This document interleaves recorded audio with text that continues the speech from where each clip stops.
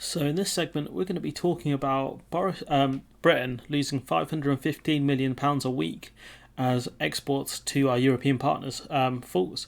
New government data shows rapidly falling trade with countries on the continent even, reveals Sam Bright. Now, this is from the Byline Times. I've bought a subscription with them. It'd be worth doing. It's always worth supporting these sorts of independent media, so support the channel on Patreon if you can, but more importantly support outlets like this who do far more important work than what I do. But if we actually go into the article, it says the UK has seen a reduction in exports to our top European trading partners, the equivalent to £515 million a week, new government data reveals. So if you think about that £315 million a week promise, which is a lie, that's the gross figure, not the net figure, we've actually lost way more than that in trade. It's crazy. The Department for International Trade released new statistics on the 29th of October, tracking the UK's exports and imports with countries around the world during the year from July 2020 to July 2021. And so this number is going to be far worse next year. July 2021 to 2022 will be far worse because that's going to have the full year of Brexit and about 6 months worth of rules of origins checks, which will happen from the start of next year. And according to the Dr. Anna Jowazeska, that's where it's going to really kick in, because you're going to have to prove the origins of the items that you're exporting, and especially for agri-food items, where you're going to have to prove they come from EU-approved farms, basically. A real nightmare scenario for everyone involved. As acknowledged by the government, these figures cover various periods of social distancing restrictions due to the pandemic. Trade has been affected by the pandemic and the associated lockdown measures globally. The statistics note as of September 2021, UK GDP remained at 0.8% below its pre-pandemic level, though the economy grew by 5.5% in the second quarter, exceeding expectations. It's mainly, I think it's in part due to the fact that we opened up very quickly and we had a massive drop in GDP as well during the pandemic, which meant that when we eventually grew, it'd be a rapid growth. However, this period also coincides with the end of the transition period and the commencement of new trading relationship between the UK and the EU. Vote Leave promised that the UK would save £350 million a week in payments that it would otherwise have made to the EU's budget, which is, this claim was criticised as a clear misuse of official statistics by the UK Statistics Authority, because we know that figure's about half in terms of net payments, because we get about half of it back, and we're not even going to get any money back now because of the divorce settlement, where we're going to have to pay into the EU's budget as part of our commitments to the last EU's budget, which was significant amounts of money that we're going to be paying for many, many years to come. We've covered this previously. So we're not going to get a penny of this mythical £350 million. And on top of that, we're losing £515 million thanks to COVID. And once rules of origins kick in, it's going to be far worse. So you're talking up to, say, £800 million in losses of exports, potentially. The Vote Leave claim also didn't take into account the impact of decreased trade with the EU on the UK economy. That's because Vote Leave said that we're going to remain in the single market and customs union, I believe. Owen Paterson said famously, only a madman would leave the single market, and only a madman would choose to turn down a 30-day suspension and have to resign in shame. But I guess you're both Owen Paterson. Just last week, the chairman of the UK Fiscal Watchdog warned that Brexit would be twice as bad for the economy as the pandemic. Richard Hughes, chair of the OBR, noted that the pandemic is expected to shrink the economy by 2%, while leaving the EU is likely to reduce our long-run GDP by around 4%, which is double. And it's not just going to last for a bit. This is for the long term. COVID will disappear eventually, hopefully. As more people get vaccinated. The only danger really is that the NHS will continue to crumble thanks to our Tory overlords, but leaving the EU is going to hit us far worse, because all that lost trade, we won't get it back. People won't go back to the UK for trading, not to mention the fact that the amount we've lost in financial services, they pay for around 1 in 10 in terms of tax receipts to the economy. That's all going. A lot of that's gone, so we're going to lose significant amounts of tax receipts to other countries. Ireland, the Netherlands, Germany, France, etc.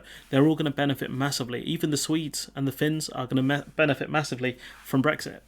The Byline Times and Byline TV have already extensively catalogued the ways in which Brexit is damaging the domestic economy, reducing staff numbers and imposing barriers to trade in sectors ranging from fishing to farming to drinking. We're going to be talking about things in terms of the environmental damage Brexit has done, thanks to, again, our Tory overlords. But we've covered the reduce of staffing, imposing new barriers. There's a story we're going to cover at some point where the UK's kind of visa list for laureates, basically no one's applied for them. No one in terms of that caliber of person, sort of the Nobel Prize, that category of people, none of them applied for that visa. Gee, I wonder why. And also we're going to be talking about the migrant crossings as well, the refugee crossings from France. So subscribe for all of that. But the Byline Times have done good work in covering a lot of these stories. In contrast, the post-Brexit trade deals signed with the rest of the world are only expected to modestly grow the economy. Again, something we've talked about. The Australia deal doesn't look like it's going to happen yet. The New Zealand deal is only going to increase the economy by 0.01%, and possibly it'll be minus 0.01%. It's in the margin of error. So on different years, it might actually be worse. Meanwhile, there seems to be little immediate prospect of the UK signing a free trade deal with the US, one of the promised benefits of Brexit. That's not going to happen, especially with the way we've treated Northern Ireland and Ireland in general. So I can't see us getting a deal with the Yanks. Liz Truss said it's not going to happen by 2023. We've just started the decade, so we won't even have one by the end of the decade. Wild.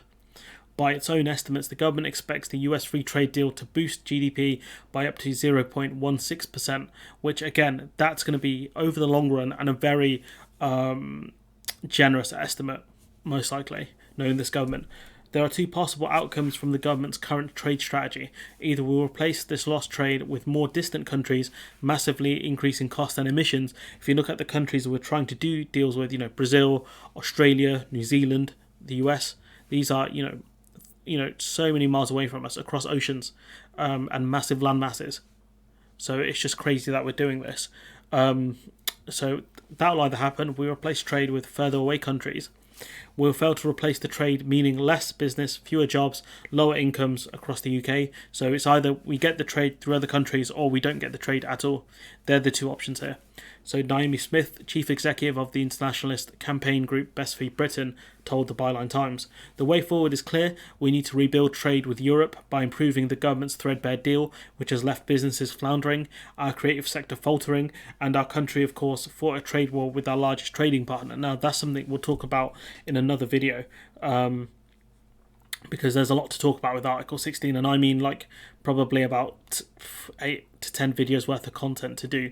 But what we can see from this video is that the country is losing £515 million a week in exports thanks to Brexit. That will only get worse once rules of origins checks comes in, because a lot of exporters won't be ready for that. They're not even ready for the stuff we have to do now. People have stopped exporting to the continent and to Ireland because of all the checks. So it'll only get worse. And all of those people we promised, save £350 million a week, let's give it to the NHS. They've essentially cost the NHS £515 million a week, potentially. So I don't know what more to say apart from... What more can you say apart from the fact that people are duped? People are going to lose jobs over this. We've already seen car manufacturing companies stop production in the UK. Some have stayed because the government's bung the money, which in some ways is good for the local economies, but at the same time it means the taxpayer is going to get absolutely fleeced once again, because the Tories, they don't believe in socialism, but they seem to love it. They seem to love it to keep companies on board. But what more can you say apart from like, comment, share, subscribe, support on Patreon if you can, support media like the Byline Times, definitely. The Guardian on occasion do have stinkers, but it's either you support them or you lose them. But yeah, what more can I say apart from this clown has cost the UK a lot of money. It's going to cost us the kingdom, in terms of GB, the United Kingdom as a whole. It's going to be England and Wales, and then probably just England. But yeah, like, comment, share, subscribe, and hopefully I'll see you in the next one.